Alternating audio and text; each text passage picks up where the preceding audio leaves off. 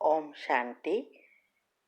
आपका प्रश्न है, आज वरदान में आया कि अब साकार स्वरूप में बाप के साथ और साक्षी दृष्टा स्थिति का अनुभव करो। ये बात समझना है। उत्तर है, आज का वरदान में यही समझाने का प्रयत्न किया बाबा ने कि हमारे जो भी स्थूल साधन है, कोई चीज है, वस्तु है, कार है, गाड़ी है, बहुत सारी सुविधाएं आजकल दिन प्रतिदिन बढ़ती जाती है। चाहे वो मोबाइल है, बहुत धन है, ये सभी चीजें हमें मिलती है। तो शिव बाबा कहते हैं उसको सेवा के लिए यूज करो। इसके बिना तो ये बाबा का कार्य आगे बढ़ेगा ही नहीं। लेकिन उसको हमें साधन को ही सहारा नहीं बनाना है कि ये व्यक्ति मुझे मदद करेगा, ये व्यक्ति मुझे सहयोग देंगे, घर वाले हमें सहयोग दे, मेरे पति मुझे सहयोग दे तो मैं आगे बढ़ सकूं, मेरे पास गाड़ी है तो सेवा कर सकूं, मेरे पास धन है तो सेवा कर सकूं। ऐसा नहीं। ये शिव बाबा कहते हैं इसका अर्थ यही हुआ कि हम स्थूल साधनों को ही सहारा बनाने का प्रयत्न करते हैं और इसीलिए हम आगे नहीं बढ़ सकते। तो ये है सब तालियां, माना उसकी डालियां है। अभी हमेशा कोई भी बीज है तो बीज एक छोटा सा बीज लगता है जिसका कोई देखे ना तो कोई उसका रूप रंग नहीं होता है। लेकिन जब यही बीज हम बोते हैं और फिर उसमें से जब अच्छी रीति जब हम उसके पोषक देते हैं, माना पोषण करते हैं, तो बहुत अच्छा जब फल और झाड़ बाहर आता है तब वो बहुत सुंदर लगता है और फल भी तभी हमें मिलता है। ऐसे ही शिव बाबा कहते हैं कि ये जो शिव बाबा खुद एक आत्मा है, बिंदी है, लेकिन उसके पास बहुत सारी शक्तियां और गुण है, वो सागर है। तो उस सागर की हर एक चीज का हमें अनुभव करना है और प्रैक्टिकल जीवन में लाना है। तो ये जो बीज है, बाबा कहते वो बीज दिखाई नहीं देता, अच्छा नहीं लगता, तो हमें उसकी जो मूल अंदर से जो गुण और शक्तियां है उसका अनुभव करना है। तो इसके लिए बाबा कहते हैं कि अगर बिंदी को आप साथ में है ऐसा अनुभव नहीं कर सकते तो फिर स्थूल में साकार रूप में बाप दादा को साथ रखो कि जैसे मेरे साथ ही बैठे हैं, मेरे साथ रहते हैं, मेरे साथ चलते हैं, साथ है।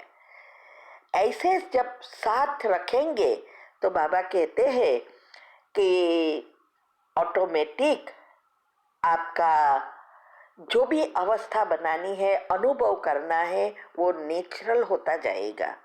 और इसके लिए जरूरी है निमित्त बनकर आगे बढ़ना, जरा भी देह अभिमान ना हो।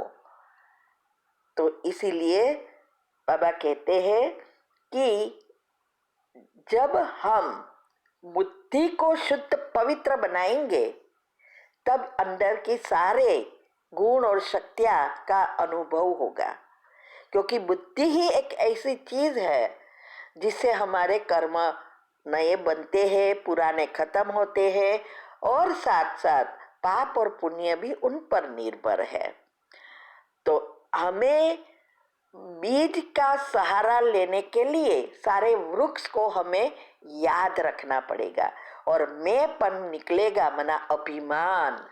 देह अभिमान जब समाप्त होगा और जो भी करते हैं वो बाबा ही करता है, मैं तो निमित्त मात्र हूं। और ये तब होगा जितना हम देही अभिमानी बनेंगे उतना हम निमित्त बनते जाएंगे। और इसीलिए मैंने बताया है, अभी ही एक रखा था, यूट्यूब पर भी रखा है कि कैसे अच्छी अवस्था बना सके, उसकी विधि बताई है। वो विधि फॉलो करेंगे तो ये साक्षी दृष्टा निमित्त मात्र बनने और बाबा को ही सहारा बनाने में हम आगे बढ़ सकेंगे और नंबर 1 में आ सकेंगे। आजकल जो वेबिनार चल रहे हैं वो भी इसके ऊपर ही है, सब पुरुषार्थ के ऊपर है। तो जरूर वो वेबिनार भी फिर हम यूट्यूब पर भी रखते हैं, अटेंड करो तो ऐसा लगेगा जैसे आमने सामने है, लेकिन बाद में आप सुन सकते हैं। जितना ऊपर से आप पॉजिटिव भरेंगे, पॉजिटिविटी बढ़ेगी, आ सारी सिस्टम रिसेट भी होगी, योग भी लगेगा, सब इसके ऊपर ही है, क्योंकि संकल्प बीज है। ठीक है। ओम शांति। ओम शांति। आपका प्रश्न है, मैंने अपने पापा से एक गाय खरीदी है, पर पापा ने पैसे नहीं लिए। वो कहते हैं बेटी से नहीं लेते। क्या मुझे पाप लगेगा? क्या माता पिता के कुछ देने से हमें पाप लगता है? उत्तर है नहीं, पाप नहीं लगता है। माता पिता के पर तो बच्चों का या बेटी का तो सबसे ज्यादा हक होता है।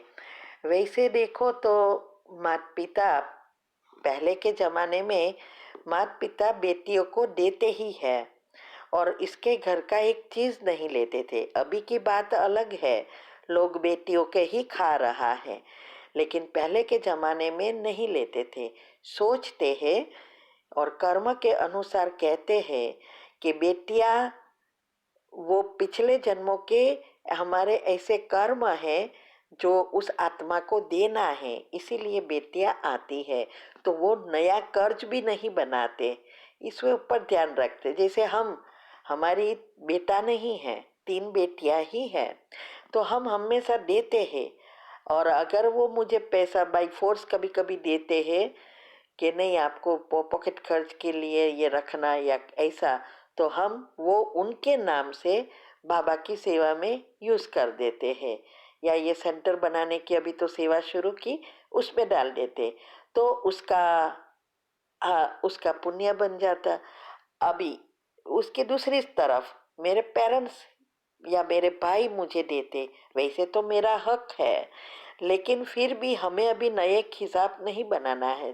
तो मैं क्या करती हूँ, वो लोग के नाम से बाबा की सेवा में और सेंटर बनाने की सेवा में डाल देती हूँ। इससे क्या होता है, वो लोग का भी पुण्य बनता है और हमारा भी पुण्य बनता है। तो ये हर एक के अपने अपने ऊपर है, बाकी ऐसे कोई पाप नहीं लगता है। ओम शांति।